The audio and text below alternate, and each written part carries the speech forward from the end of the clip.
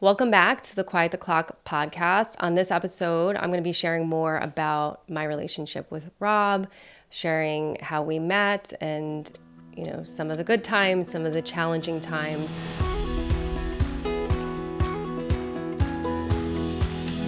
What I want to start off by saying is I'm going to be extremely vulnerable here, and I'm going to share some hard conversations that Rob and I had. And what I want to be really mindful of is that this doesn't paint our relationship, myself or him, in a really negative light. This is reality. This is real. Relationships are hard, especially relationships where you want a future together and you bring two lives together and you bring two people together that have, their own stuff, their own ideas of how they want to spend their life. We are two people that have, a lot in common, but we have things that where, we conflict. And so I'm going to be really honest about those challenges. And that's not to say that this is the entirety of our relationship.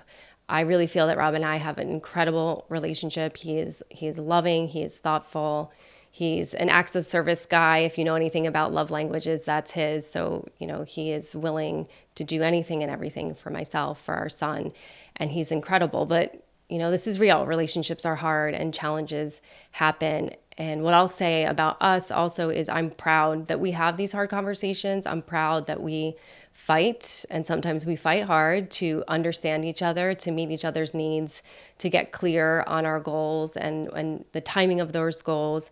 And so we don't give up. We haven't given up. We've been together for 8 years, almost 8 years now. And really interestingly, I'm brought back to a moment where I was at a couples conference with another colleague of mine, and we were in a Gottman training, and the two therapists leading that training asked a room full of therapists, which couple would you prefer to work with, a conflict avoidant couple or a confrontational couple? And everybody but one or two therapists, I'm not really sure what they were thinking, raised their hand to say they'd rather work with the confrontational couple because it means they still care, they still have skin in the game.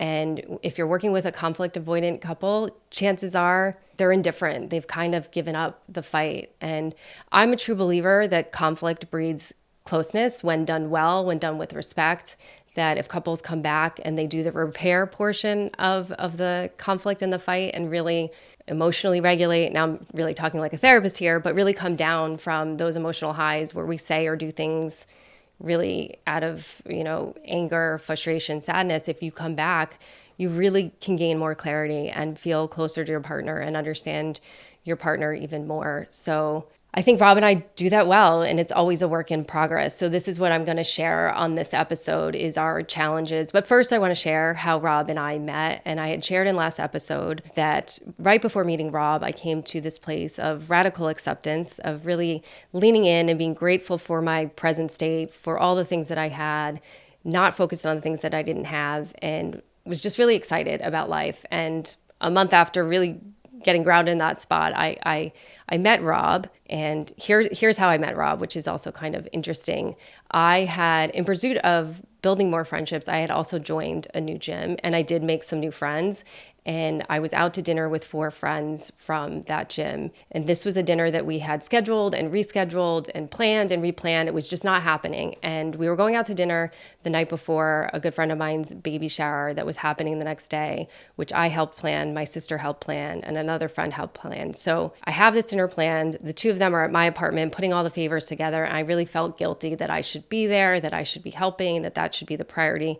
But I also thought to myself, if I don't go to this dinner is never happening. So I go to the dinner at one of my favorite restaurants at down the street from my old apartment. I'm sitting at the table, and over walks Rob and a couple of his friends, grabs the menu off the table. And if you know Rob, he's very sarcastic, he's very funny, grabs the menu off the table and says, "What are we ordering?"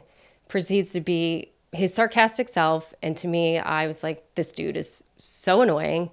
Go away. And he always jokes now, if he tells a story, he's like, "Oh, you really wanted me to go away?" He's like, "You gave me your real phone number," which hindsight, I'm very glad I did. So he leaves with my number. Another group of guys come over to us, and they were so nice and respectful. I'm like, see, these guys are great. They're so respectful. Those other guys were so annoying. He was so annoying. Fast forward, together for 8 years, beautiful, almost 2-year-old son. So I was completely wrong about him, but I was in this place of openness. So I was like, okay, I'll go out with him. I'll try it, whatever. I think also being in that place took all the pressure off dating for me. Prior to meeting him, I put a lot of pressure on myself of trying to meet somebody, making sure they're the right person. And this is with Rob was really the first time where I just like, I'm going to be myself. Like, I'm not really invested. I'm in this really great place. And it really allowed me to take my walls down, to not overthink how I showed up, to not overthink, do I text, do I not text, all these, strategies of dating. And I really just was myself. And I guess you like that. We really had this amazing, incredible journey of getting to know each other. And we traveled, we did all these things. Oh, I do want to back up and say, and this is kind of a funny story that my friends and I always joke about. Rob was really somebody that I had never dated before. I kind of dated these really extravagant people that did outside the box things for career. And that's what I gravitated to, and that's what I was drawn to. And Rob was really quite different. I was a little hesitant to that because that wasn't my normal. But fortunately, I was in a place where I was staying open, and I really just... He surprised me and who he was as a person, how thoughtful, how kind. But I remember one of our first dates, actually it was our second date, because our first date, I told him how much I love to travel. I told him I love traveling alone. I think it's a really great growth opportunity and that everybody should do it. And so on our second date, he shares with me, he's like, I've really been thinking about this travel alone thing. And you know what I would do? I would go on a cruise. And I was like, oh my God, a cruise. And he became the cruise guy for a little while. And when you're first dating, like you don't put the number in your phone, there's like a nickname or, whatever for whoever you're dating. So Rob for a little while was the cruise guy. And I'm like, this guy is so boring. Oh my gosh, he's so boring. But that was me getting my own way. And Rob is the furthest thing from boring. So the first 2 years of our relationship were incredible. So I met him at 34. So I would say 34 to 36. It was really sort of that honeymoon phase of getting to know each other, to travel, to meet each other's families, meet each other's friends. And it was incredible. And he was incredible. And he was like no one I've ever dated. And I was like, this is my guy. I love him. I want a life with him. I want a future with him. And then those really hard conversations started to happen because my age really started to terrify me. I wanted some certainty about, are we going to meet these milestones? Are we going to get married? Are we going to have babies? And I think what initially caused a point of confusion or misunderstanding for Rob and I in the very beginning, or when we started to have these conversations, is that in the very beginning of us dated, I did share with him that I had made this decision that if marriage and babies are not meant for me, I'm going to build a life that's happy. And I was really clear in feeling that, but I don't know if I was clear in communicating it. I didn't mean I didn't want those things. It meant that if I have this choice in front of me to be disappointed about not having those things, feel really sad about not meeting those, I keep calling them milestones because I think sometimes that's how they're labeled or looked at. If I had this choice, I'm always going to choose a happy life. I'm always going to choose a life that I feel fulfilled by. And I think he might have interpreted that to mean that I might not want those things. But in growing my relationship with Rob, I just got even more clear on wanting those things because I loved him and I love him so much that I saw this person being a father. I saw this person being my husband. So I think that initial misunderstanding informed some of our challenges, informed some of our misalignment. But for me, it really, the uncertainty of not knowing were we going to do those things really started to eat away at me, to erode my confidence, to erode my self-esteem. It really made me project my emotions into these really seemingly meaningless fights. I remember one instance where So I just kept feeling like I'm asking this guy, do you want kids? And I don't know, for longer than was helpful for me. And I was asking about marriage and kind of same thing. And it made me feel like I was waiting for him to be ready. And that feeling of waiting like seeped into everything. And I remember a particular fight, and this is something I normally wouldn't get mad at, but the uncertainty drove a lot of my emotion. He went out on like a fishing trip with his father and his best friend, and it was a holiday weekend. He's like, I'm going to be back by 2. You and I can go hang out and do our thing. I said, okay, cool. I went out with a girlfriend, and then like 1 o'clock, he texts me to tell me that the engine died in the boat, which you can't plan for that. No one's fault. And at that moment in time, there was no clarity on when it would be fixed, when they would be back. And so every hour that passed, I was getting more and more pissed and more pissed, which hindsight, again, it's not anything to be upset about. But what was the underlying root of my emotion was like, I'm waiting for this guy. He told me he's going to be back by 2. I'm waiting for him. I'm waiting. And it wasn't about waiting for him to get off the boat to come hang out with me. It was, I'm waiting for this guy on marriage. I'm waiting for this guy on kids. And that narrative really made me lose sight at times of who he was as a partner, how great our partnership was and is. And it was really hard for me, and it was all on me. Rob wasn't doing anything to make me feel that way, and it was his right to be uncertain. It was his right to make these decisions for his life, but I couldn't see it that way in that moment. And that became really, really hard for me. So I want to go back to my journal and read another entry that I pulled that I think really speaks to this place I was in. It really speaks to this person, this uncertainty made me become a person I didn't really appreciate or enjoy. So again, my commitment to be vulnerable, I want to read this to you. And this is really a passage that was hard to go back to, but I'm going to share it here with all of you. Okay, this is titled Things I Want to Talk to Rob About, and it's July 29th, 2019, which is 2 years before having our son. And I think this is right before, and I'll share more in a little bit, we took a little pause on all these conversations.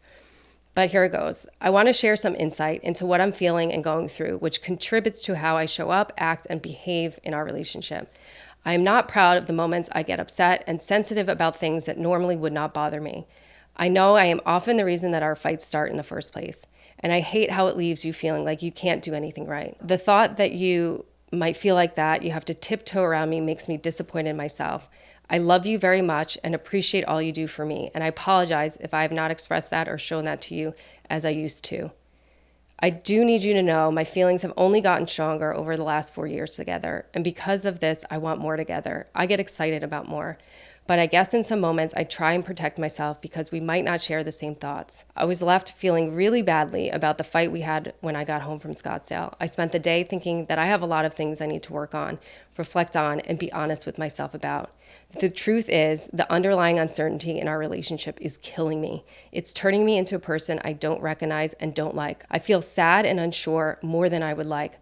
My light, carefree nature has been totally depleted. It leaves me feeling unwanted and worthless sometimes, not good enough for you to want to call your wife or start a family with. It leaves me having and entertaining scary and sad thoughts like I will have to move on. Where will I live? How uprooted would my life be? Instead of thinking about building an exciting life and future with you, which I want more than ever, I think about what I would need to do if I have to leave. I spiral, my thoughts take over, and me leaving seems like a more realistic outcome than us getting married, which eats away at me. I want to be very clear, leaving is not what I want at all, the exact opposite of that. I guess what I'm trying to understand is what I need to do for myself to accept and live in this uncertainty. I need to be honest with myself about whether I can. Can I do it without the hope of these things? Sometimes I do the wrong things. I pull away, I shut down, I run, a trip or outings with friends. I want to turn into you with all of this instead of away, but sometimes I don't know how to. I try and express myself, but more times than not, it comes out all wrong, and I can't make you understand me, understand what I go through. And when I feel like I try, it just turns into another fight, and the cycle continues. I can't even get out all here what I feel. The messages are just getting louder and louder, and it seems like everything around me is constant reminders of what I don't have, what I may never have, what I am still unsure you even want with me. But things just seem to prove everyone else is good enough for someone else to want to marry them, to have kids with them, to buy a house with, and build a future with. It makes me sad, so sad, and then angry, and then sad again. It makes me crazy. I feel tormented by it, and it follows me into my dreams, where many times I'm all alone and you are nowhere to be found. I'm saying all this not to ask you for anything or do anything, because we have had these conversations many times, and it's always the same. I'm telling you this to give you insight into what I'm feeling and what I'm putting myself through. I need you to know you don't do anything wrong. I don't love you any less. I love you more. I just need you to know what I'm going through. I have a lot of work to do and a lot of questions I need to ask myself, and I need to find a way to live in this uncertainty. I do hope that I can, because to be honest, I don't think I will be getting any certainty anytime soon. I don't know how long I can live with it, how long I can do it if I don't find something that helps me. I wish you knew. I wish after all these years you looked at me and said, I want her to be my wife, the mother of my children, but you don't right now. And that is what I have to reconcile within myself.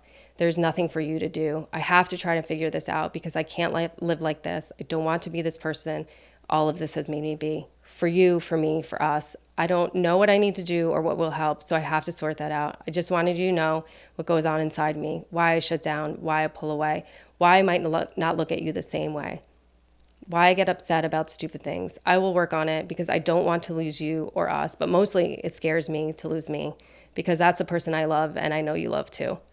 Whew. That's a really, really tough one to read because it really brings me back to all that uncertainty, to all that pain, to a lot of unanswered questions. And, you know, he had that right. He had that right to not know, but him not knowing really was so incredibly hard for me.